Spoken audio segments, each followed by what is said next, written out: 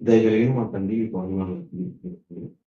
లోకంలో ఎందరికో నిత్య భాగ్యాన్ని తండ్రి మా జీవితంలో దయచేసి మీ గొప్పదైన మాటలో మనం పెంచుతున్న విధానం బట్టి మనం తెలియజేస్తున్నాం తండ్రి.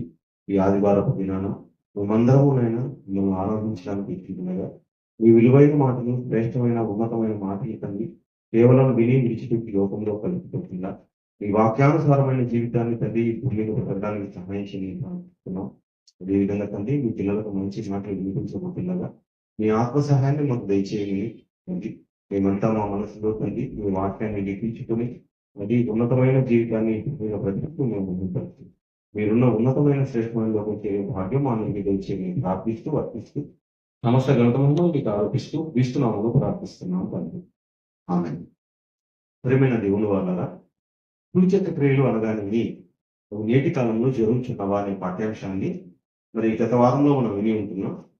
అదేవిధంగా మరి ఈ రోజు కూడా కొద్దిగా పాఠాన్ని మనం నేర్చుకునే ప్రయత్నం చేద్దాం. సూచక క్రియలు అనగా అవి అద్భుతాలని, స్వస్థతలని, అవి సూచనలని, అవి మరి గత కాలంలో జరిగాయనే విషయం చూశాం. బైబిల్లో పాత నిబంధన, కొత్త నిబంధన అని 2 నిబంధనలు ఉన్నాయి. పాత నిబంధనలో మోషే ద్వారా అనేక సూచక క్రియలు మనం చూస్తూ ఉన్నాం. మోషే ద్వారా మోషే మరి ఐగుప్తులో ఉన్న తన సహోదరులను అనగా మరి ఎవరైతే ఇశ్రాయేలు ఉన్నారో ఇశ్రాయేలు నడిపించడానికి పుట్టినవాడు కారణజన్ముడు, ఆయన నడిపించడానికి వెళ్ళి ఫరోని అడిగిన వెంటనే ఫరో పంపడానికి ఆయన ఏమాత్రం ఆసక్తి చూపలేదు. అలాంటి సమయంలో దేవుని ద్వారా అనేకమైన సూచక్రియలు చేశాడు. 10 రకాలుగా వారిని బాధ పెట్టడం జరిగింది. చివరికి ఫరో కూడా ఏమన్నాడంటే, సరే వీరందరినీ తోడుకొని వెళ్ళు, మేము అరణ్యంలోకి వెళ్తాం, మేము మా దేవుణ్ణి ప్రార్థించాలి, మా దేవుడు మమ్మల్ని కోరుకుంటున్నాడు, మేము వెళ్ళిపోతామంటే పంపలేదు. మరి అనేక రకాలుగా వారిని బాధించి చివరికి ఏం చేశారంటే వారి ప్రథమ కుమారులను కూడా చంపడం జరిగింది. ఇవన్నీ ఏం జరిగాయంటే సూచక క్రియలు. కానీ మోషే చేశాడా అంటే మోషే ద్వారా దేవుడు చేయించాడు. మోషేకి చేసే శక్తి లేదు ప్రేమ దేవుడు వాళ్ళ. మోషే కూడా ఆయన కూడా మనవంటి నరుడే, కానీ ఆయన వెనక ఉన్న మహాశక్తి అంటే సాక్షాత్తు దేవుడు. ఆయన గురించే మనం తెలుసుకుంటూ ఉన్నాం దీంట్లో కూడా. అంటే ఏదైనా ఒక సూచక క్రియ జరగడం వెనుక దాని వెనుక ఒక కారణం అనేది ఉంటుంది. కారణం లేకుండా సూచక క్రియలు జరగడం లేదు, అద్భుతాలు జరగడం లేదు. దేవుడు ఇంతకు ఎందుకు చేశాడు అనే కోణాన్ని మరొకసారి మనం ఆలోచిద్దాం. మరి ఒకనాటి కాలంలో మరి నేటి కాలంలో జరుగుతున్నాం అంటే ఒకనాటి కాలంలో జరిగాయి. ఏ కాలం అంటే అది మన పితరుల కాలంలో జరిగాయి, అదేవిధంగా మోషే కాలంలో జరిగాయి, యేసుక్రీస్తు కాలంలో జరిగాయి, అపోస్తలుల కాలంలో జరిగాయి. అని నేటి కాలం గురించి ఆలోచించినప్పుడు నేడు మరి బోధకులున్న వాళ్ళు ఏం చెప్తున్నారంటే, మేము సువార్త చెప్తున్నాం, దేవుని సువార్త చెప్తున్నాం, అదేవిధంగా ఏం చేస్తున్నాం, స్వస్థతలు చేస్తూ ఉన్నాం, స్వస్థత సువార్త సభలు, స్వస్థత కూడికలను చేస్తూ ఉన్నాం అంటున్నాం. అదేవిధంగా ఈ రోజు కాలంలో మనకు కొన్ని చోట్ల కనిపిస్తాయండి. కొన్ని చోట్ల చర్చెస్ గా కాకుండా దాన్ని శాల అనే పేరుతో పిలుస్తుంటారు. దాని పేరు ఏం పేరంటే చర్చని కాకుండా స్వస్థతశాల. చూడండి ఎలా ఉందో. మనము ఆ శాల అనే పేరు గత కాలంలో భోజనశాల అని వినేవాళ్ళం. ఎప్పుడు కూడా శాలలు లేవు, భోజనశాలలు. ఇప్పుడంతా ఏమంటే హోటల్స్ అంటారు, లేదా మరి బయట రెస్టారెంట్స్ పేర్లతో మనకు లభిస్తున్నాయి అవన్నీ కూడా. స్వస్థతశాల. ఈ స్వస్థతశాలకు ఎలా వెళ్ళాలంట? 7 వారాలు వెళ్ళాలంట. 7 వారాలు క్రమం తప్పకుండా వెళ్ళి ఆ కార్యక్రమాల్లో పాల్గొని ప్రార్థనలు చేస్తే ఏ విధమైన వ్యాధైనా స్వస్థత పొందుతారు అని చెప్తూ ఉన్నారు.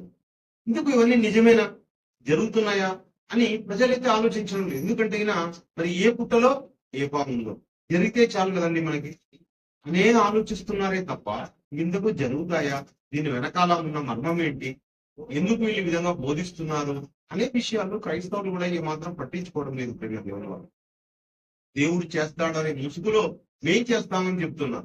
మేము చేస్తాం, మేము స్వస్థత బోధకులం అంటున్నాం.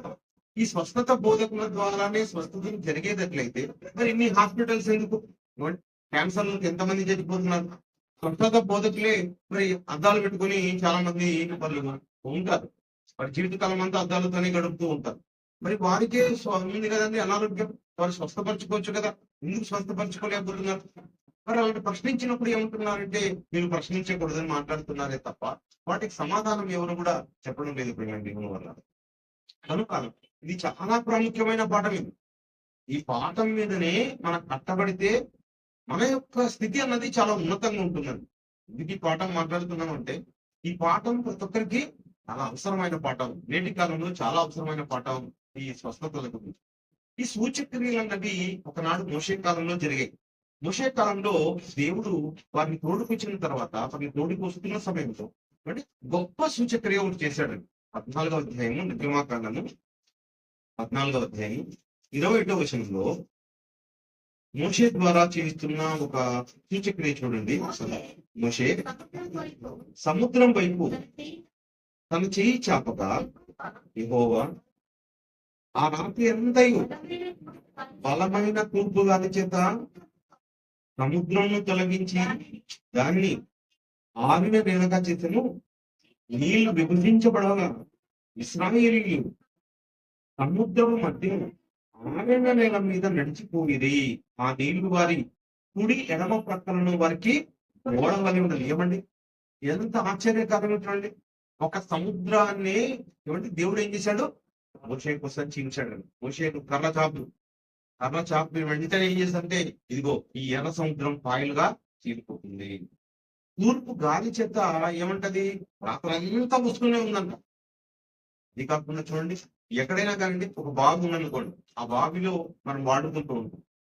ఎప్పుడైతే దాన్ని నీళ్లు తోడాలంటే నీళ్లు తోడిన తర్వాత లోపల ఎలా ఉంటుందండి? చాలా బురద ఉంటుందండి. మీరు కూడా ప్రాజెక్టులను ఓపెన్ చేస్తూ ఉంటారు. ప్రాజెక్టులో నుంచి నీళ్లు వదలాలంటే నీళ్లు వదిలితే లోపల నుంచి దాదాపు 2-3 నిమిషాలు ఏమొస్తుంది తెలుసా? బురదండి. అలా కట్టి బురద వస్తుంది. ఇంత కూడా పూడిక. అర్థమైందా? అది చాలా కష్టం.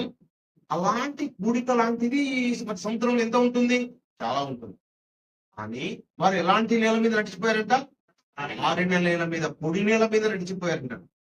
నీళ్లు వారికి ఇరుప్రక్కల అంటే కుడి వైపున ఎడమ పక్కన వాళ్ళు వెళుతూ ఉన్నప్పుడు నీళ్లు గోడవలే నిలిచాయండి.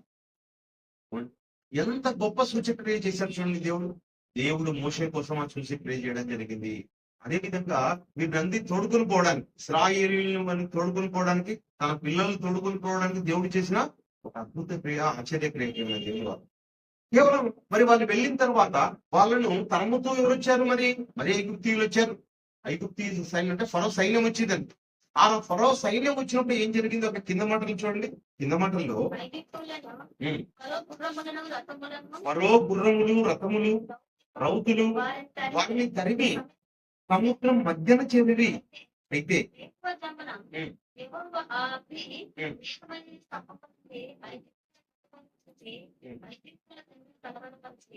వారి రంగ చక్రములు పడినట్టు చేయక వారు బహు కష్టపడి తోల్చుది. అప్పుడు ఐగుప్తీయులు ఇశ్రాయేలీయుల ఎదుట నుండి పారిపోతుంటే యెహోవా వారి పక్షమున మనతో యుద్ధం చేయించున్నాడని దేవుని వాళ్ళరా. మరి అక్కడ మనకు కనిపించేది ఏమంటే 27వ వచనం లేదా 28వ వచనం, నీళ్లు తిరిగి వచ్చి ఆ రథములను వారి వెనుక సముద్రంలోనికి వచ్చిన ఫరో సర్వసేనను తప్పివేసను. కనుక వారిలో ఒక్కడైనాను ఒక్కరు కూడా మిగలేదండి. ఒక్కరు కూడా వాళ్ళల్లో మిగిలి లేకుండా చచ్చిపోయారు. వీళ్ళల్లో ఒక్కరు కూడా చావకుండా ఎంత అద్భుత క్రీడం. దేవుడు దేవుని పక్షాన ఉన్న ప్రజలను దేవుడికి ఎంత బాగా సురక్షితంగా తోడుకొని పోతున్నాడు. అదే విధంగా ఆయన వారిని అరణ్యంలోకి తోడుకెళ్ళాడు.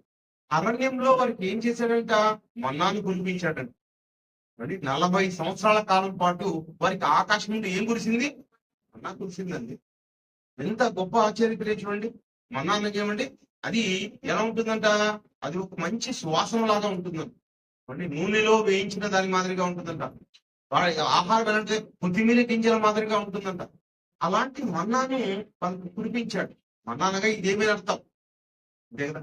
ఆ మన్నాని వారికి కురిపించి ఆ మన్నా ద్వారా వాళ్ళు ఏం చేశారంటే వారు ఆహారంగా తీసుకున్నారు మన్నాని.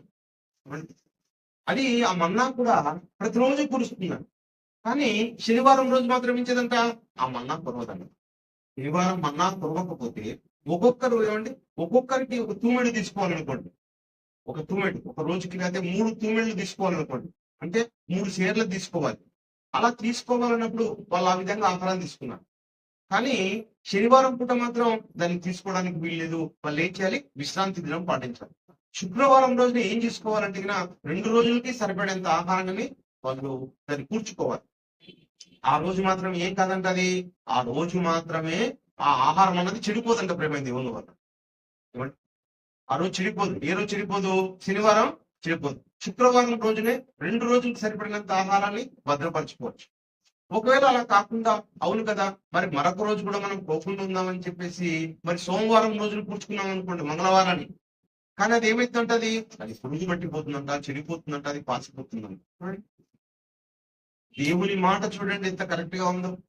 ఏ రోజైతే కూర్చుకో అన్నాడో ఆ రోజే కూర్చుకోవాలి. ఏ రోజు కూర్చుకోవద్దు అన్నాడు అనుకో ఆ రోజు మనం కూర్చుకోకూడదు. దేవుని మాట అవునంటే అవును, కాదంటే కాదన్నట్టు ఉంది. కానీ ప్రజలు ఏం చేశారు? అవునేమో ఈ రోజు కూడా కూర్చుకుంటే మేలు కదా కూర్చుకున్నారు వాళ్ళు. అంటే దేవుని మాట తొలిగి వాళ్ళు ఏం చేశారు? కూర్చుకున్నారు. అది ఏమైపోయిందంటే అది పంపు కొట్టేదండి. కంపు కొట్టేది అంటే ఈ రోజుల్లో ఫ్రిడ్జ్ అనేది ఉంది. బయట పెడితే కంపు కొడుతుంది, లోపల పెడితే అది బాగుంటుంది, అంటే అది పాచిపోదు. కానీ దేవుని మాట చూడండి, ఆ ఫ్రిడ్జ్ కన్నా గొప్పగా కాపాడుతుంది ప్రేమ దేవుని వల్ల. ఆ రోజులు లేదు, లేకపోయినా కూడా దేవుని మాట చూడండి ఎంత బాగా కాపాడుతుందో ఆహారాన్ని. అది అవన్నీ ఎందుకు చేశాడు దేవుడు? ఎందుకు చేశాడంటే ఈ మాటలన్నిటి ద్వారా మనకు బాగా అర్థమవుతుంది ప్రేమ. అంటే దేవుని గురించిన విషయం వరకు తెలియాలి. నిర్గమాకాండం 8వ అధ్యాయం, నిర్గమాకాండము 8వ అధ్యాయం 22వ వచనంలో మరియు ఈ భూలోకంలో నేనే యెహోవాను అని చూడండి, ఈ భూలోకములో నేనే యెహోవాను అని నీవు తెలుసుకున్నట్లు చాలు, నీవు తెలుసుకున్నట్టు నేనే యెహోవాను, నేనే దేవుడను. అంటే ఈ లోకంలో దేవుడున్నాడు, ఈ లోకంలో యెహోవా అనే దేవుడని భూలోకంలో నివసించే ప్రజలందరూ తెలుసుకోవాలనే ఉద్దేశంతోనే దేవుడు వారిని అనేక అద్భుత క్రియలు, ఆశ్చర్య క్రియలు చేశాడు. దేవుడు ఒక్కడే, ఆయన ఎవరు? యెహోవా. ఆ యెహోవా నామాన్ని ఆయన గొప్ప చేసుకోవాలనుకున్న ప్రేమ దేవుని వల్ల. అదే విధంగా అపోస్తుల కార్యములు మోషే ద్వారా ఎన్ని అద్భుతాలు చేశాడో మరొక మాట అక్కడ చెప్తూ ఉన్నాడు. అపోస్తుల కార్యములు 7వ అధ్యాయం 36లో, 7వ అధ్యాయం 36వ వచనంలో చూడండి. ఇతడు అనగా ఎవరు? మోషే. మోషే ఐగుప్తులోను ఎర్ర సముద్రంలోను 40 ఏళ్ళు అరణ్యములను మహాకార్యములను సూచక్రియలను చేసి వారిని అనగా ఇశ్రాయేలుని తోడుకుని వచ్చాను. అరణ్యంలో అనేక సూచక్రియలు అంట, అనేక మహత్కార్యాలు చేశాడు. ఏమిటా మహత్కార్యాలు అంటే ఆయన చెబుతూ ఉన్నాడు, బండ నుండి నీళ్లు రప్పించడం. బండ నుండి ఈయన చేయడం ద్వారా బండ నుంచి నీళ్లు వారికి వచ్చాయి. బండలో నుంచి నీళ్లు రావడం అంటే సామాన్యమైన విషయం కాదు. అదే విధంగా చేదు నీళ్లు ఒక చోట చేదు ఉంటే ఆ చేదు నీళ్ళను తాగడానికి ఏం చేశాడు? మరి ఒక కొమ్మ వేయగా ఏమైపోయింది? అది ఆ చేదు నీళ్లు మంచిగా మారాయి, మారా అనే ప్రదేశంలో మారాయి. అంటే అనేక మహత్కార్యాలు, అనేక ఆశ్చర్యక్రియలు మోషే ద్వారా చేసుకుంటూ వచ్చాడు దేవుడు. ఇంతకు దేవుడు ఎందుకోసం చేశాడు అంటే నేనే దేవుడినని చెప్పడానికి చేశాడు. అంటే దేవుడు ఉన్నాడు, దేవుణ్ణి నమ్మించడం. ఆ ప్రజలందరూ దేవుని ప్రజలుగా వాళ్ళు నమ్మాలి, వాళ్ళ హృదయాన్ని తిప్పబడాలి, మారు మనసు పొందాలనే ఉద్దేశంతోనే దేవుడు అన్ని క్రియలు చేయడం జరిగింది. అదే మాట చూడండి సమర్పిస్తూ చెప్తున్నాడు. నిర్గమాకాండం 9వ అధ్యాయం 14 నుంచి 16 వచనాలు చదివితే, నిర్గమాకాండము 9వ అధ్యాయము 14 నుంచి 16 సమస్త భూమిలో నా వంటి వారు ఎవరు లేరని. ఏమంటే ఏం తెలుసుకోవాలంట? సమస్త భూమిలో నా వంటి వారు ఎవరూ లేరని తెలుసుకున్నట్లు ఈసారి నేను నా తెగుళ్ళన్నీ ఈ సేవకుల మీదకి అంటే ఎవరి మీదకి పంపిస్తున్నాడు? ఫరో సేవకుల మీదకి, ఫరో ప్రజల మీదకి పంపెను. భూమి మీద ఉండకుండా నీవు నశించిపోనట్లు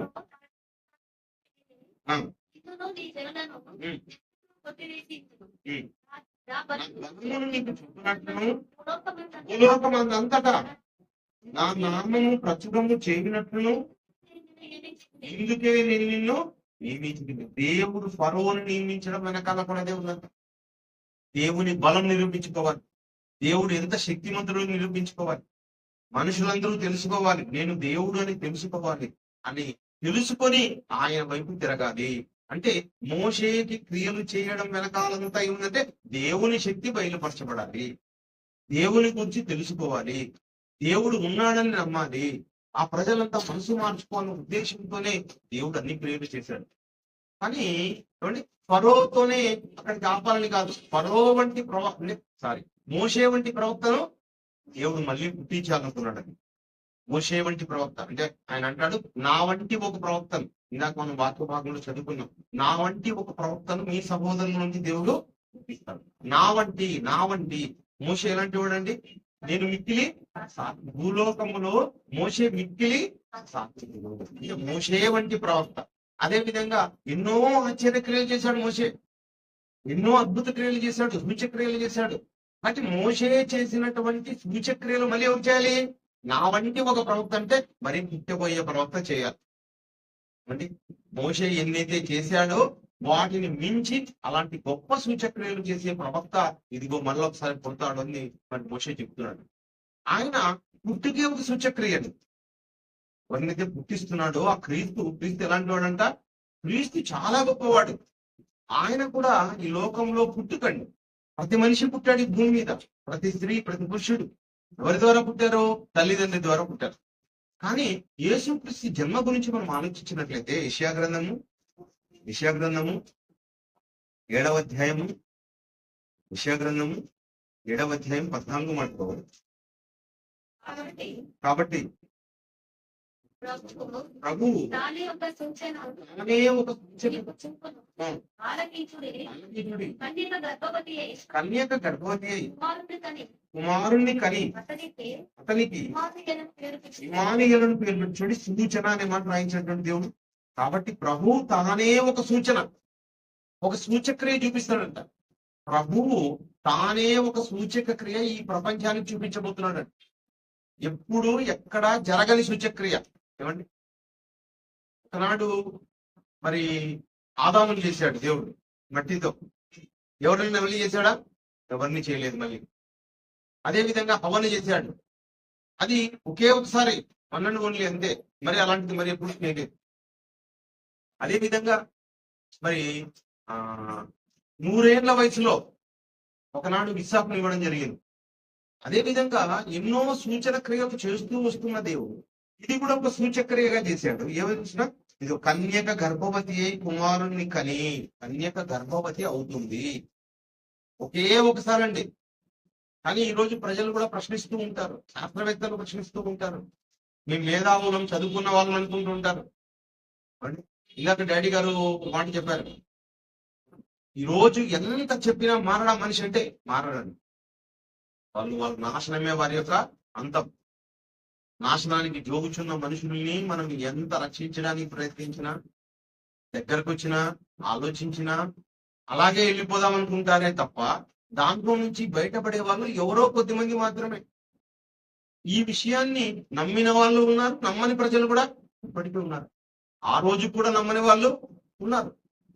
చెప్తున్నాడు దేవుడు, కన్యక గర్భవతి కుమారుని కని అతనికి ఇమ్మానుయేలు పేరు పెట్టిను. ఇమ్మానుయేలు అనగా దేవుడు మనకు. అందరూ నమ్మారా? యూదులందరూ నమ్మారు ఈ మాటని? ఎవరు నమ్మలేదండి. ఆయన క్రీస్తుని చెబుతూ ఉన్నా, ఆయన వచ్చాడని చెబుతూ ఉన్నా, క్రీస్తు ఇంకా వస్తాడు, మెస్సియా మళ్ళీ వస్తాడు అనుకున్నారే తప్ప ఈయనే మెస్సియా అని చాలా మంది అన్నాడు కూడా నమ్మలేకపోయారు. ఏమైనా దేవుని వారులారా, యేసు క్రీస్తుల వారు కన్యక గర్భాన పుట్టడం అన్నది ఏమి ఒక సూచక క్రియ. ఆ సూచక క్రియ ఆ కాలంలోనే, అంటే 2000 సంవత్సరాల క్రిందట ఈ సూచక క్రియ భూమి మీద జరిగింది. ఆ సూచక క్రియ మరి నమ్మిన వారు చాలా మంది ఉన్నారు, నమ్మని వారు చాలా మంది ఉన్నారు. నేటి కాలానికి చాలా మంది నమ్మని వాళ్ళు ఉన్నారు. కనుక మరి ఏ విధంగా జరుగుతుందని అనుమానించే వాళ్ళు కూడా చాలా మంది. దేవునికి అసాధ్యమైనది ఏది? దేవునికి అసాధ్యమైనది ఏది లేదండి. యేసు క్రీస్తుల వారు కన్యక గర్భాన పుట్టడం జరిగింది. అది దేవుడు చేసిన ఒక గొప్ప క్రియ, ప్రేమ దేవుని వారు. అదే విధంగా మరి 2వ అధ్యాయం 22 గత కాలంలో చదువుకున్నాము. యేసు ద్వారా ఎందుకు సూచక్రియలు చేయించాడు? ఇలా పుట్టిన క్రీస్తు ద్వారా దేవుడు సూచక క్రియలు ఎందుకు చేయించినట్టు అన్న విషయాన్ని ఆలోచిస్తే అపోస్తలుల కార్యంలో 2వ అధ్యాయం 22లో మరొకసారి చూడండి. దేవుడు నజరేయుడగు యేసు చేత అద్భుతములను కార్యములను సూచక క్రియలను మీ మధ్యను చేయించి, ఏమండి ఎవరు చేయించారు? ఆయన చేశాడా? దేవుడు చేయించాడు. ఏమంట? దేవుడు మీ మధ్యను అద్భుత క్రియలను ఆశ్చర్యకరాలను యేసు చేత చేయించి, యేసు చేత చేయించి, యేసు చేత చేయించి. యేసు చేసిన వాడు కాదు, యేసు చేత దేవుడు చేయించాడు. ఎందుకు చేయించాడు? ఎందుకు? యేసుక్రీస్తు చేసిన ఆశ్చర్య క్రియలేవి? ఎలాంటి క్రియలు యేసుక్రీస్తుల వారు ఈ భూమి మీద ఉన్నప్పుడు ఆయన చేశాడు? ఎలాంటి గొప్ప క్రియలు చేశాడు అంటే యేసుక్రీస్తుల వారు చాలా వండర్స్ చేశారండి, చాలా ఆశ్చర్య క్రియలు చేశాడు. మనుషులు ఆశ్చర్యపోయే విధంగా చేశాడు. ఆ క్రియలన్నీ ఎందుకు చేశాడు? ఆయన ఎందుకోసం వచ్చాడంట? నశించిపోతున్న దాన్ని వెదకి రక్షించుటకు మనిషి కుమారుడు భూమి మీదకి వచ్చాడు. ఏది నశించిపోతుంది? ఆత్మ నశించిపోతుంది. ఆత్మను రక్షించడానికి వచ్చినవాడు. అదేవిధంగా కొండ మీద ఉన్న ప్రసంగంలో ఆయన మొట్టమొదటి మాట్లాడిన మాట ఏమంటే, ఆత్మ విషయమై దీనులైన వారు ధనులు పరలోక రాజ్యము, పరలోక రాజ్యానికి మరి దీనులైన వారు చేరతాన్నాడు. ఆ మాటల ద్వారానే చేరేటట్లయితే మరి ఆయన పనులను ఎందుకు చేశాడు? అంతే కదండి.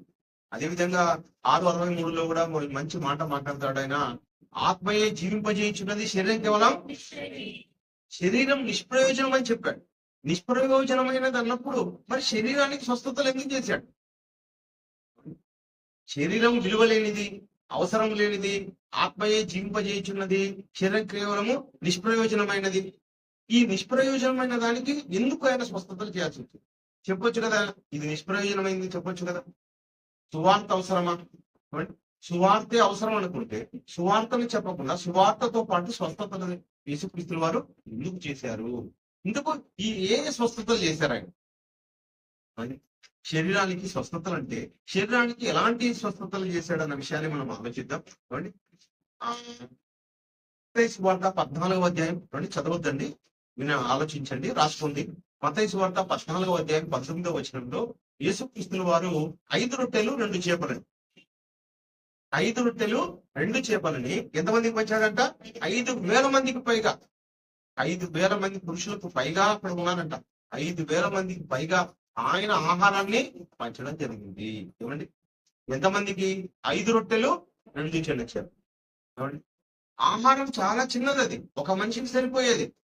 అంతటి చిన్న ఆహారాన్ని 5,000 మందికి పైగా యేసుక్రీస్తుల వారు తన కాలంలో ఏం చేశారంటే గొప్ప సూచక క్రియ అన్నది చేశారు.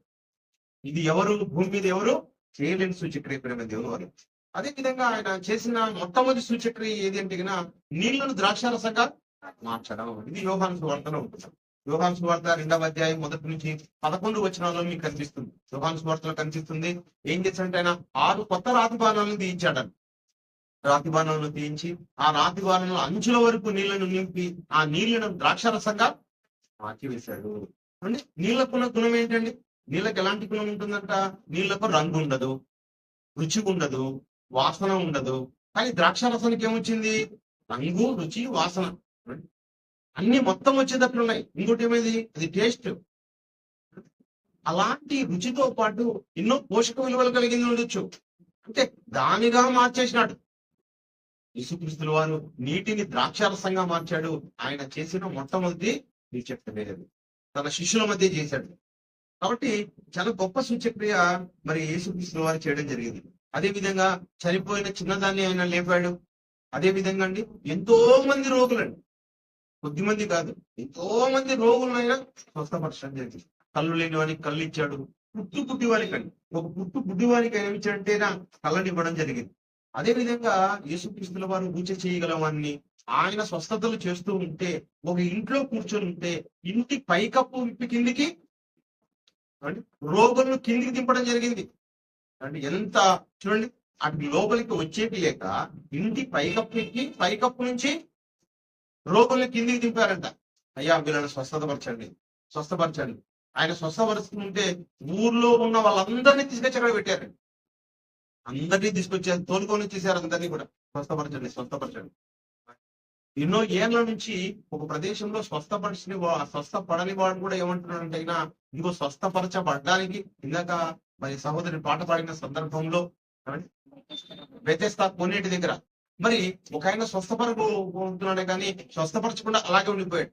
వాళ్ళందరూ ఎందుకు స్వస్థపరచాలనుకున్నారంటే ఇదిగో యేసుక్రీస్తు వస్తాడు, ఆ రోజు ప్రవక్తలు స్వస్థపరుస్తారని అందరూ కూడా కాచుకొని ఉన్నారు. నీటి ద్వారా ఒకటి, అదే విధంగా ప్రవక్తల ద్వారా మేము స్వస్థత పొందుతాము. అపోస్తుల ద్వారా కూడా స్వస్థత పొందుతాము, యేసుక్రీస్తు ద్వారా స్వస్థత పొందుతామని అందరూ కాసుకొని కూర్చున్నారు. అందరూ కూడా రోగులంతా కూడా ప్రేమైన దేవుని వాళ్ళరా. అదే విధంగా దయ్యాలను వెళ్ళగొట్టడం ఎవరు చేయలేని క్రియ అండి. యేసుక్రీస్తుల వారు దయ్యాలను వెళ్ళగొట్టడం జరిగింది. చూడండి, అదే విధంగా యేసుక్రీస్తుల వారు నీటి మీద నడిచారండి. ఎక్కడ నడిచాడు ఆయన? నీళ్ల మీద నడుచుకుంటూ వచ్చాడు. చూడండి, అదే విధంగా గాలిని, సముద్రాన్ని ఏం చేశాడు ఆయన? గద్దించాడు, వాటిని లోబర్చాడు. ఇవన్నీ కూడా యేసుక్రీస్తుల వారు చేసిన అద్భుతాలు. అదే విధంగా ఇదిగో పేతురు, నువ్వు గాలం తీసుకుని వెళ్ళి ఏమంటే ఒక మొదట నీకు పడుతుంది చేప, నీ గాలానికి మొదట పడే చేపకు ఏముంటుంది? ఇంకో షెకల్ ఉంటుంది అని చెప్పాడు. ఇవన్నీ కూడా వాళ్ళు కళ్ళ ద్వారా వాళ్ళు చూసిన ఆశ్చర్యక్రియలు. అదే విధంగా శిష్యుల్ని రూపాంతరం కొండ మీదకి తీసుకువెళ్ళి యేసుక్రీస్తు రూపాంతరం పొందడం, ఇవన్నీ వాళ్ళు చూసిన ఆశ్చర్యక్రియలు. ప్రేమ దేవుని వారు అవన్నీ వాళ్ళు ఏం చేశారంటే గ్రంథస్థం చేయడం జరిగింది. వాళ్ళు ఇంకా ఎన్ని సూచక్రియలు చేశారంటే అనేక సూచక్రియలు అని చేశాడు. యోహాను సువార్త 20వ అధ్యాయము, యోహాను సువార్త 20వ అధ్యాయం 30వ వచనంలో, యోహాను సువార్త 20వ అధ్యాయం 30వ వచనం, మరియు అనేక ఇతర సూచక్రియలను యేసు తన శిష్యుల ఎదుట చేసింది. అనేక అంటున్నాడు అంటే చాలా, అంటే రాయబడనివి కూడా చాలా చేశాడు. ఎన్నో సూచక్రియలు చేశాడు. ఎన్నో సూచక్రియలు చేశాడు. అలాంటి గొప్ప సూచక క్రియలు మరి చేయడానికి కారణం ఏమిటి? స్వస్థతలు చేశాడని చెప్తున్నాం కదా. స్వస్థత చూద్దాం. మత్తయి సువార్త 4వ అధ్యాయం 23లో, మత్తయి సువార్త 4వ అధ్యాయం 23వ వచనంలో యేసు సమాజ మందిరములలో బోధించుచు దేవుని రాజ్యమును గురించిన సువార్తను ప్రకటించుచు ప్రజలలోని ప్రతి వ్యాధిని, ప్రతి రోగమును స్వస్థపరచుచు. ప్రతి రోగం, ప్రతి వ్యాధి, రోగం అంటే దేవుని తొలగిపోయేదే ఉంది. వ్యాధులు, రోగాలు పట్టి పీడిస్తున్నాయి మనుషులందరూ కూడా, అవి పోవడం లేదు. అందరినీ స్వస్థపరిచాడు. ఇంకా చెప్పాలంటే కుష్టు వ్యాధి రోగం కాదు, వ్యాధి, నీకు ఎప్పటికీ తగ్గనిది. అలాంటి వారిని కూడా ఏం చేశాడైనా స్వస్థపరిచాడు. గుడ్డివాడు, కళ్ళు లేకుండేవాడు, ఉచ చేయగల వాళ్ళు, కాళ్ళు లేని వాళ్ళు, వాళ్ళందరినీ కూడా ఒకే క్షణంలో యేసుక్రీస్తు వారు బాగు చూసినట్టుగా, స్వస్థపరచబడినట్టుగా. ఇంకా చెప్పాలి అంటే ఆయన మాట ద్వారా కూడా స్వస్థపరిచాడు. మాట ద్వారా స్వస్థపరిచాడు. ఇక యేసుక్రీస్తు వారు చనిపోయిన వారిని లేపడం. ఆ సందర్భాన్ని చూసండి. యోహాను సువార్త లాజరు సందర్భాన్ని చూద్దాం. యోహాను సువార్త 11వ అధ్యాయము, యోహాను సువార్త 11వ అధ్యాయము 21వ వచనంలో, 21 మార్త యేసుతో, ప్రభువా నీవు ఇక్కడ ఉండిన యెడల నా సహోదరుడు చావకుండును. ఇప్పుడైనను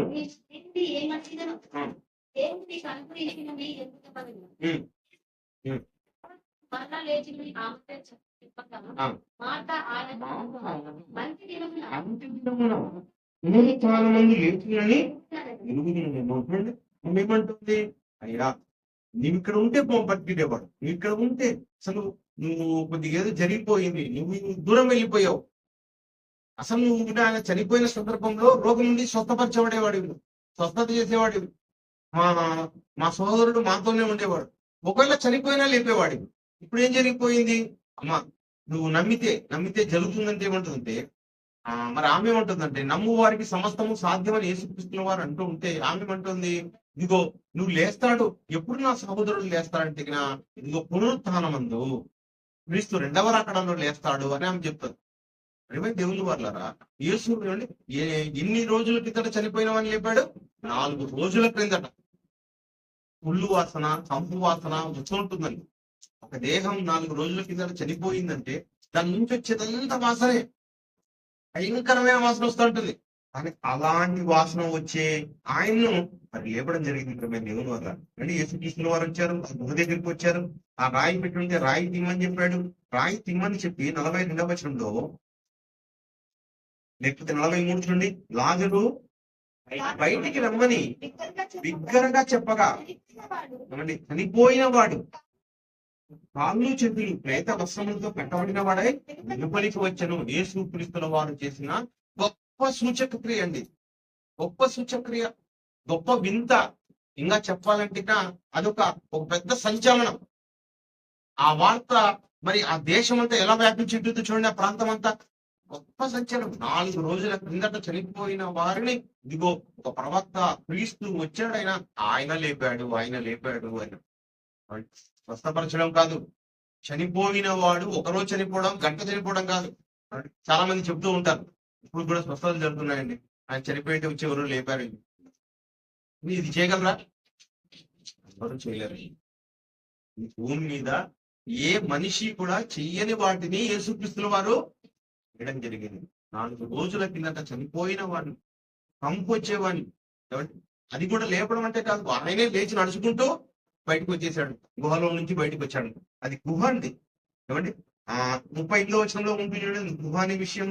యేసు మరలా తనలో ములుగుచు సమాధి వద్దకు వచ్చను, అది ఒక గుహ, దాని మీద ఒక రాయి పెట్టిండు. గుహ అంటే ఏమండి? లోపలకండి, ఎక్కడో లోపల ఉంటుంది, లోపల పోయి పెట్టేసింటారు. కొండ రాతిని దాన్ని తులిచింటారు, ఆ రాతిలో ఒక చోట లోపలికి వెళ్ళి పెట్టింటారు. మనుషులు మాత్రం పట్టు ఎంత ఉంటుంది అంతే, అది నడవడానికి కూడా. అలాంటి గుహలో పెట్టింది. ఆ గుహలో నుండి ఆయన నడుచుకుంటూ బయటకు వచ్చేసాడు. ఇప్పుడు పోయి విలియం లేపి తీసుకురాలేదా, ఆయనే బయటకు వచ్చాడు. అది కూడా ఎలా వచ్చాడు? శ్వేత వస్త్రాలన్నీ కట్టబడి రావడం జరిగింది. చాలా ఆశ్చర్యక్రియ అండి.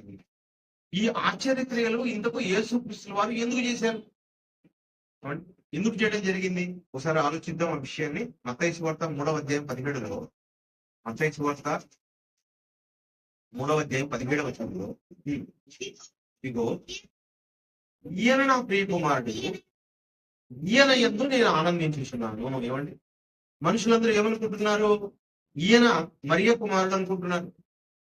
కానీ తండ్రి ఎప్పటి నుంచో చెప్పబడుతున్నమాట అంటే యేసుక్రీస్తు విషయంలో, ఈయన నా ప్రియ కుమారుడు, ఈయన యందు నేను ఆనందించుతున్నాను. మనుషులందరూ ఈ విషయం తెలుసుకోవాలండి.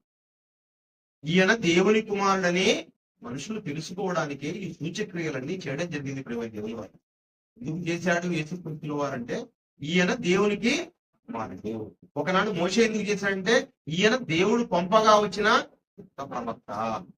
ఈయన ఒక ప్రవక్త, దేవుడు ఎన్నుకున్నాడు మోషే గారిని, దేవుడు ఎన్నుకున్నాడు. ఆయన ద్వారా సూచక్రియలు జరుగుతూ ఉన్నాయి. ఈ సూచక్రియలు చేయడం ద్వారా దేవుడే ఉన్నాడు, ఆ దేవుడు ఒకే ఒక దేవుడు ఉన్నాడు, ఆయన ఈ లోకమునికి అందరికీ కూడా ఒకే ఒక దేవుడు అని తెలుసుకోవాలనే ఉద్దేశంతో అలా చేశాడు. మరి ఈ రోజు ఎందుకు చేస్తున్నాడు? యేసుక్రీస్తుల వారు దేవుని కుమారుడని. 5వ అధ్యాయం 18వ వచనం యోహాను సువార్తను చూడండి. యోహాను సువార్త 5వ అధ్యాయం 18వ వచనంలో ఆయన విశ్రాంతి దినాచారం నిమిత్తం మాత్రమే కాక దేవుడు తన సొంత తండ్రి అని చెప్పి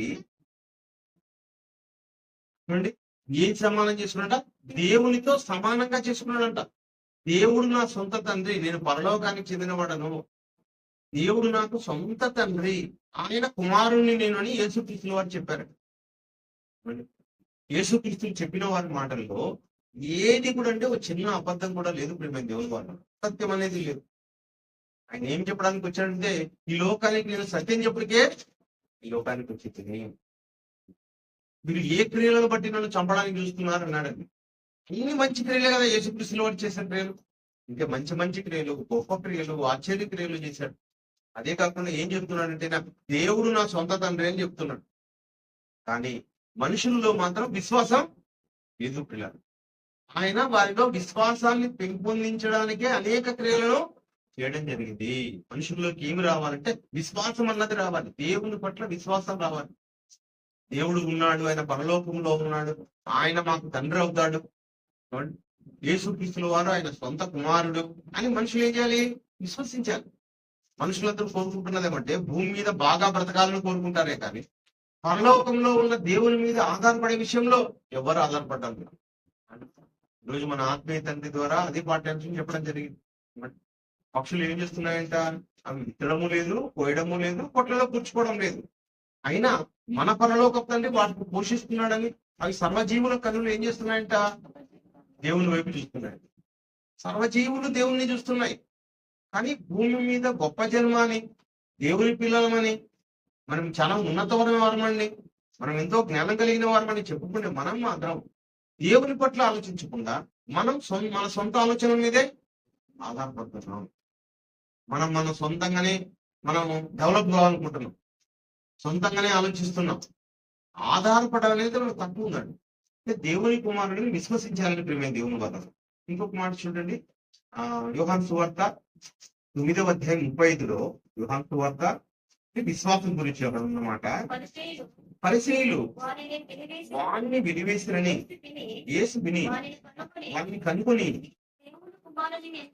నీవు దేవుని కుమారుని యందు ఎందుకు ఆయన బోధిస్తున్నాడంట, ఎందుకైనా సూచక్రియలు చేస్తున్నాడంట అంటే ఇదే కారణం. నువ్వు దేవుని కుమారుని యందు విశ్వాసం ఉంచుతున్నావా? చాలా ఇంపార్టెంట్ పడుతుంది, గుర్తుపెట్టుకోండి. ఇప్పుడు కూడా 9:35లో యోహాను సువార్తలో నీవు దేవుని కుమారుని యందు విశ్వాసం ఉంచుచున్నావా అని అడిగాను. అందువాడు ప్రభువా నేను ఆయన యందు విశ్వాసం ఉంచుటకు ఆయన ఎవడని అడుగుతారా? యేసు నీవు ఆయనను చూచుచున్నావు, నీతో మాట్లాడుచున్నవాడు ఆయనే, నీతో మాట్లాడుచున్నవాడే దేవుని కుమారుడు. నీ దేవుని కుమారుని ఎరుగుదువా అంటే నేను ఎరగను, నేను చూడలేదు, ఎప్పుడు కూడా ఆయన చూడలేదు. ఎందుకు దేవుని కుమారుడు ఎవరు అడిగితేనా నేనే దేవుని కుమారుడను. యేసు నేనే ఆయనని చూస్తున్నావు, నీతో మాట్లాడుచున్నవాడు ఆయనే, అంతటా వాడు ప్రభువా నేను విశ్వసించున్నానని చెప్పి ఆయనకు నృత్యను. అప్పుడు యేసు చూడని వారు చూడవలను, చూచువారు గుడ్డివారు కావాలను అను తీర్పు నిమిత్తము నేను ఈ లోకమునకు వచ్చి తినను. అంటే ఏమంటే చూసేవారు నమ్మాలంట. దేవుని కుమారుని ప్రత్యక్షంగా కళ్ళతో చూసి ఏం చేశారు? వాడు నమ్మడు. చూడని వారు ఏం చేస్తారంట? ఎవరైతే బుద్ధివారుగా ఉన్నారు వాళ్ళు నమ్మి విశ్వాసంతో ఏం చేస్తారంటే వారు స్వస్థపరచబడి ఆయన్ని చూస్తారు. ఇంతవరకు ఎవరిని చూడని వాళ్ళు, చూడని కదా అంటే పుట్టుబుడ్డివాడు అని మనం మాట్లాడాము. పుట్టుబుడ్డివాడు మరి ఎవరిని చూసినాడు? ఎవరిని చూసినాడు? కానీ యేసుక్రీస్తుని చూసే అవకాశం అనిపించింది. ఎవరిని చూడకపోయినా దేవుని కుమారుని చూశారు. అంటే చూడని వారు చూడాలంట, చూసేవారు ఏం చేయాలంట? వాళ్ళు గుడ్డివాళ్ళు కావాలంట. లేని వాడు పొందుకుంటాడు, పొందుకున్నవాడు ఏం చేస్తాడు? వదులుకుంటాడు. అంటే దేవుడు చెప్పే తీర్పు ఇలా ఉంటుందని చెప్తున్నాడు. మీరు గుడ్డివారైతే మీకు పాపం లేకపోవును గాని చూచుచున్నామని మీరు చెప్పుకొనిచున్నారు కనుక మీ పాపము కళ్ళున్నాయని చెప్పుకుంటున్నాం. కళ్ళు ఉండడం వల్ల ఏమంటే మన పాపం నిలిచి ఉంటుందంట. మనం చేసిన పాపం అన్నది నిలిచి ఉంటుంది. అదే కానీ కళ్ళు లేని వాడికి ఏం లేదు, కళ్ళు లేని వాడికి ఏమీ చూడలేదు అనుకోని పాపం లేదు. పాపం లేకుండా ఉన్న జీవితం అది అని మనం ఏదో కళ్ళు ఉన్నాయనుకుని మనం బాగున్నాం అనుకుంటున్నాం. కళ్ళు లేని వారిని చూసి ఇవన్నీ చేస్తున్నాం, అయ్యో అంటున్నాం. రోగం లేకుండా పోతే బాగున్నాం అనుకుంటున్నాం, రోగిని చూసి అయ్యో అంటున్నాం. అంటే ఏం చేస్తుంది ఈ ప్రపంచానికి? తెలియదు ప్రేమ దేవుని వారు. ఆ రోజు యేసుక్రీస్తు వారు ఎందుకు వచ్చారంటే తను దేవుని కుమారుడు. తండ్రి ఏమన్నాడంట? ఈయన నా ప్రియ కుమారుడు, ఈయన ఎందు నేను ఆనందించుచున్నాను. అదేవిధంగా మనం 9:35లో చూసే వెంటనే విశ్వాసం ఉంచుచున్నావు అడిగాడు. నీవు దేవుని కుమారుని యందు అని అడిగాడు, ప్రశ్నించాడు. దేవుని కుమారుని యందు విశ్వాసం ఉంచున్నావు అని అడిగి ఏం చెప్తున్నాడు? నేనే ఆయనను, అంటే దేవుని కుమారుడిని బయలుపరచబడాలి. యేసుక్రీస్తుల వారు ఇన్ని స్వస్థతలు, ఇన్ని ఆశ్చర్య కార్యాలు రాయబడని కూడా చాలా ఉన్నాయని చెప్పాడు. ఇది యోహాను సువార్త చివరి అధ్యాయంలో, యోహాను సువార్త చివరి అధ్యాయం 21వ అధ్యాయంలో 25వ మాట చూడండి. యేసు చేసిన కార్యములు ఇంకను అనేకములు కలవు, అనేకములు అంటే యేసు క్రీస్తుల వారు చేసిన కార్యాలే మరి ఆయన వీళ్ళకు కూడా తెలియని కార్యాలు, శిష్యులకు కూడా తెలియని కార్యాలు. ఆ కార్యాలు మనము ఆలోచిస్తే రాస్తే చాలా అయిపోతాయంటండి. రాయబడిన అంటే భూలోకమైనట్టు అంటే అర్థమేమి, ఆయన గత కాలంలో చేసినవాడు, ఈ సృష్టి అంతా చేసినవాడు. ఎన్ని కార్యాలు చేశాడంటే ఈ కార్యాలని చేయడానికి పట్టిన సమయం గాని కాలం గాని అని రాసుకుంటూ పోతే ఇన్ని చేసినవాడు ఆయనే. ఈ రోజు కూడా చేస్తున్నాడు. తల్లి గర్భాల ద్వారా మనం పుట్టాం, నేను పుట్టాను, మీరందరూ పుట్టారు. మీలాంటి వ్యక్తులు ఈ లోకంలో ఎక్కడ ఉన్నారా? మనోహర్ ఉన్నాడు. మనోహర్ లాంటి వ్యక్తులు ఎవరన్నారా? శ్రీధర్ లాంటి వ్యక్తులు ఎవరైనా ఉన్నారా? ఈ భూమి అంతా తిరుగుకొనిసే ఎవరు కనపరు? ఎవరు కనపరు? ఒక్కరు కూడా కనపరు అట్లాంటి. అలాంటి వాడిగా కనపడొచ్చేమో కానీ వాళ్ళ వేలిముద్రలు వేలిముద్రలతో అంటే నీవు దేవుని ద్వారా చేయబడిన వాడు. ఈ రోజు కూడా చేస్తూనే ఉన్నాడు ఆయన, కార్యాలన్నీ చేస్తూనే ఉన్నాడు. ఈ భూమి మీదకి వచ్చే మనుషులందరూ కూడా దేవుని యొక్క సృష్టి కార్యం. కాబట్టి భూలోకంలో ఉన్న గ్రంథాలు నిజంగానే ఎక్కువ ప్రియమైనవి. ఆయన చేసిన కష్టం, పడుతున్న కష్టం, మనం చేస్తున్నామే కష్టం అనుకుంటాం. ఈ ముందే ఎన్నిసార్లు కొట్టుకుంది భూమి మీద ఇంతవరకు నువ్వు వచ్చినప్పటి నుంచి? ఏమండి, ప్రతిరోజు రాయాలంటే రాయాలా లేదా? రాయాల్సిందే.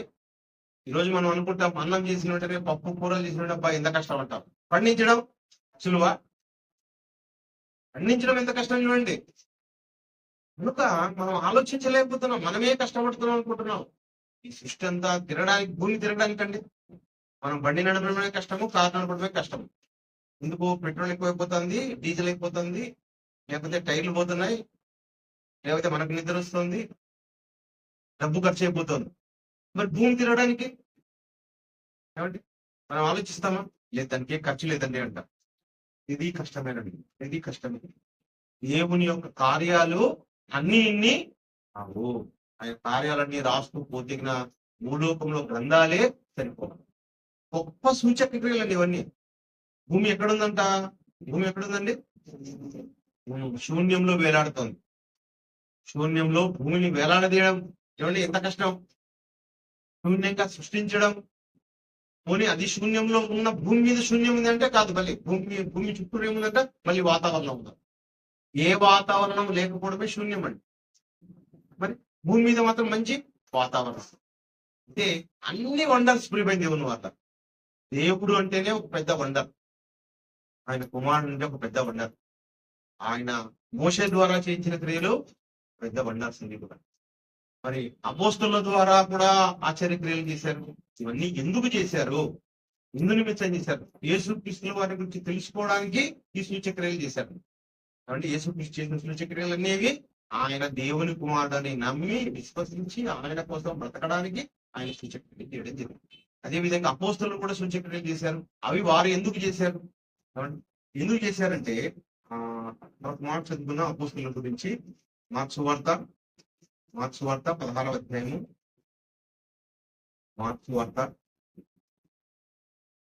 16వ అధ్యాయము. వాళ్ళు చేసిన అద్భుత క్రియలు ఏవో మరి ఒకసారి తెలుసుకొని మరి ఇంకొక క్లాస్ ముందుకు పోదాం. 16వ అధ్యాయం 15వ వచనంలో, మరియు మీరు సర్వలోకములకు వెళ్ళి సర్వ సృష్టికి సువార్తను ప్రకటించండి. నమ్మి బాప్తిస్మం పొందినవాడు రక్షింపబడును, నమ్మని వానికి శిక్ష. ఏమండి, ఏది నమ్మాలి? యేసుక్రీస్తు దేవుని కుమారుడు అని నమ్మాలి. ఏమండి, ఏది నమ్మాలి? యేసుక్రీస్తు దేవుని కుమారుడు, ఆయన్ను తండ్రి అయిన దేవుడు ఈ లోకానికి పంపించాడు, ఆయన ఈ లోకానికి వచ్చిన రక్షకుడు, ఆయన ద్వారా మన పాపక్షమాపణ ఉంది, ఆయన ద్వారానే మనం పరలోకానికి చేరతామని నమ్మాలండి. యేసుక్రీస్తుల వారి యొక్క మరణ సమాధి పునరుత్థానాలను నమ్మాలి. అలా విశ్వసించారు. అలా విశ్వసించాలని చెప్పి మరి బాప్తిస్మం తీసుకోమంటే అలా ఉన్నవారి నమ్మిన వారి వలన అన్నాడు. నమ్మిన వారి వలన అనగా ఎవరు నమ్మారు? ఆ 11 మంది. ఆ 11 మంది గురించి మాట్లాడారు. ఈ నమ్మిన వారి వలన ఈ సూచక్రియలు కనపడను. అవి ఏవనగా, నా నామమున దయ్యమును వెళ్ళగొట్టుదురు, కొత్త భాషలు మాట్లాడుదురు, పాపములను ఎత్తిపట్టుకుందరు, మరణకరమైనది ఏ తాగిన వారికి కానీ చేయదు, రోగుల మీద చేతులు మించినప్పుడు వారు స్వస్థత నొందుదరని చెప్పాను. ఇవన్నీ అపోస్తలుల ద్వారా భూమి మీద జరిగే ప్రియులు. అయితే ఒకనాడు మోషే చేశారు, యేసుక్రీస్తుల వారు చేశారు. మరి రాబోయే కాలంలో మనం మరొక పాఠం ద్వారా తెలుసుకున్నాం, అపోస్తలులు కూడా ఈ క్రియలని చేయడం జరిగింది. యేసుక్రీస్తు ఏ మాట అయితే చెప్పారో ఆ మాట మరి అపోస్తలుల ద్వారా కూడా జరిగింది. కనుక మరి మరొక ఇదే పాఠాన్ని మరి కంటిన్యూ చేసుకొని తెలుసుకున్నాం. ఇది చాలా మంచి పాఠం, గొప్ప పాఠం. ఈ పాఠం మీద నిలబడడం ద్వారా నువ్వు ఏం కట్టుకుంటావు అంటే నీ ఆత్మీయ జీవితాన్ని కట్టుకుంటావు. దేవుడు చేస్తాడంటే నీ కుటుంబంలో చేస్తాడు, ఇప్పటికీ చేస్తాడు దేవుడు స్వస్థతలు. ఎలా ఉండాలి నువ్వు? ఎలా ఉండాలి? నీ జీవితం ఆయన కోసం ఉంటే, నిన్ను ఆయన నమ్మితే, విశ్వసిస్తే నీ కోసం కూడా ఆయన చేయడానికి సిద్ధంగా ఉన్నాడు. కనుక మరొక పాఠం ద్వారా తెలుసుకుందాం, ప్రార్థించాం. దయగలిగిన మా తల్లి మీకు వందనాలు తీసుకోవాలి. ఒకనాడు మోషే ద్వారా తండ్రి ఎన్నో ఆశ్చర్యక్రియలు చేశారు. వినే తండ్రి ఆలోచించి ఇవి తెలుసుకోవాలనే ఉద్దేశంతో తండ్రి మరి సంఘస్థంగా చేయించారు. అదేవిధంగా తండ్రి మరి యేసుక్రీస్తు ద్వారా ఎన్నో అద్భుత క్రియలు, ఆశ్చర్య కార్యాలు తండ్రి భూమి మీద జరిగించారు. ఈ శ్రీకుమారుడు తండ్రి భూమి మీద బ్రతుకు కూడా తండ్రి గొప్ప ఆశ్చర్యంగా పెట్టాడు. అలాంటి జీవితాన్ని తండ్రి మేము తలపరుస్తాం. ఆయన సారూప్యంలోనికి తండ్రి మేము అందరూ మారడానికి ప్రారంభిస్తున్నాం. ఈ విధంగా తండ్రి మీకు ఇచ్చిన ప్రతి కుమారుని కుమార్తెను దీవించండి, ఆశీర్వదించండి. మరి అస్వస్థతలో ఉన్న పిల్లలను తండ్రి మరి స్వస్థపరచమని ప్రార్థిస్తుంది. రాబోయే కాలంలో తండ్రి మిమ్మల్ని మహిమపరిచే కార్యంలో మేము ఎల్లప్పుడూ దానికి సహాయం చేయమని ప్రార్థిస్తూ అర్పిస్తుంది. సమస్త ఘనతమైన మీకు ఆరోపిస్తూ క్రీస్తు నామములో ప్రార్థిస్తున్నాను.